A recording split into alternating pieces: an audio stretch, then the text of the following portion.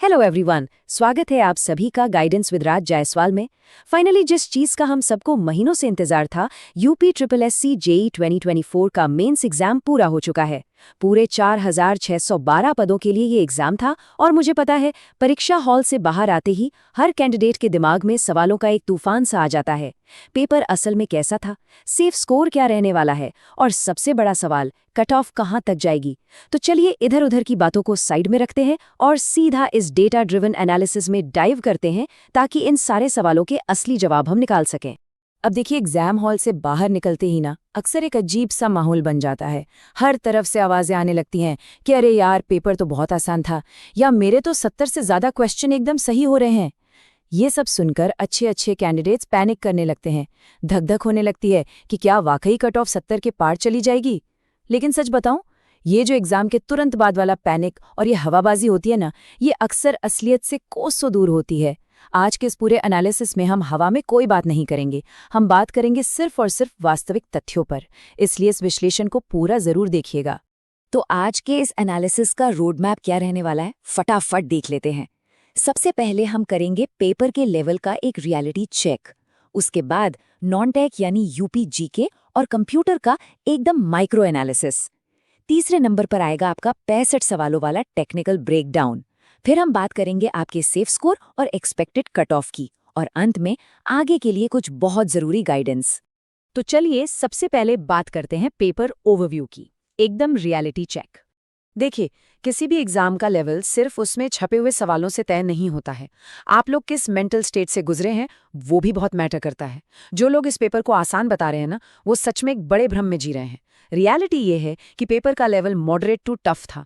जरा सोचिए, जब से ये भर्ती शुरू हुई लगातार कोर्ट केसेस चल रहे थे। 20 अप्रैल तक तो बस इन्हीं केसेस की वजह से कैंडिडेट्स पर एक भयानक मेंटल प्रेशर था। बार बार अनिश्चितता बनी हुई थी कि क्या होगा, कैसे होगा। उस दबाव के साथ एग्जाम हॉल में फोकस बनाए रखना अपने आप में एक बहुत बड़ा चैलेंज था, और इसी प्रेशर ने सीधे तौर पर इस पेपर को टफ कैटेगरी की तरफ ढकेल दिया है। चलिए अब आते हैं हमारे दूसरे हिस्से पर, नॉन टेक पोर्शन का माइक्रो एनालिसिस। पेपर के दो बहुत ही क्रूशियल नॉन टेक्निकल हिस्से थे, यूपी जीके और कंप्यूटर। और यहाँ ना एक बहुत बड़ा कैच है। आप जो एग्जाम में अटेम्प्ट करके आते हैं और जो फाइनल आंसर की आने के बाद स्कोर बनता है, उसमें जमीन आसमान का फर्क होता है। यूपी जीके में 20 सवाल थे। जिसने बहुत अच्छी पढ़ाई की होगी उसे एग्जाम देते वक्त लगा होगा कि हाँ, मेरे 15-16 तो सही हैं। लेकिन फाइनल आंसर की आने दीजिए, एक बेहतरीन कैंडिडेट का स्कोर भी कट पिट कर 10 से 12 के बीच ही आकर टिकेगा। वहीं अगर हम कंप्यूटर के 15 सवालों की बात करें तो भाई इसका लेवल सच में टफ था। बिना तुक्के लगाए एक एक्यूरेट कैंडिडेट ने मुश्किल से 7-8 सवाल छुए होंगे। इसलिए कंप्यूटर में 5 से 6 सवाल सही होना अपने आप में एक एक्सीलेंट स्कोर है। अब रुख करते हैं एग्जाम के सबसे निर्णायक और बड़े हिस्से की तरफ, जो है आपका टेक्निकल ब्रेकडाउन। ये वो सेक्शन था जहां 65 सवाल पूछे गए थे। अगर इसके ओवरऑल लेवल की बात करें तो ये मॉडरेट था। इसमें आपको कुछ डायरेक्ट सवाल देखने को मिले तो कुछ लेंदी न्यूमेरिकल्स भी थे जिन्होंने आपका अच्छा खासा टाइम खाया।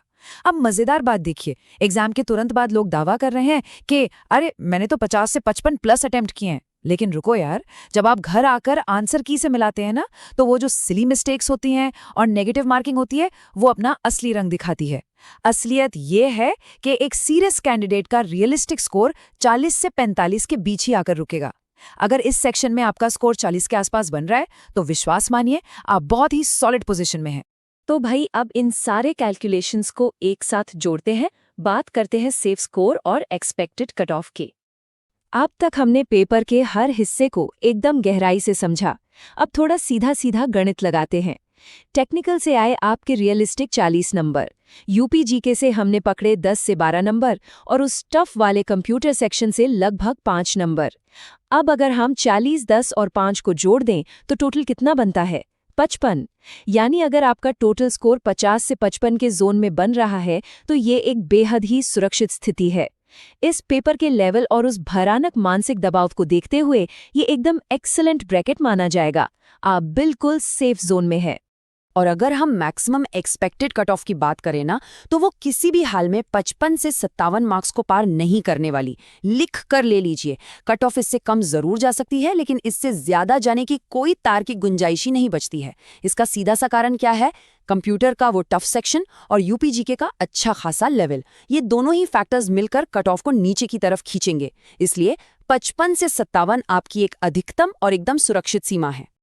लास्ट में अब बात करते हैं आगे के लिए कुछ बहुत ही जरूरी गाइडेंस की। देखिए, एग्जाम खत्म होने के बाद जो ये रूमर्स और अफवाहें फैलती है ना, उनसे निपटना भी अपने आप में एक परीक्षा ही है।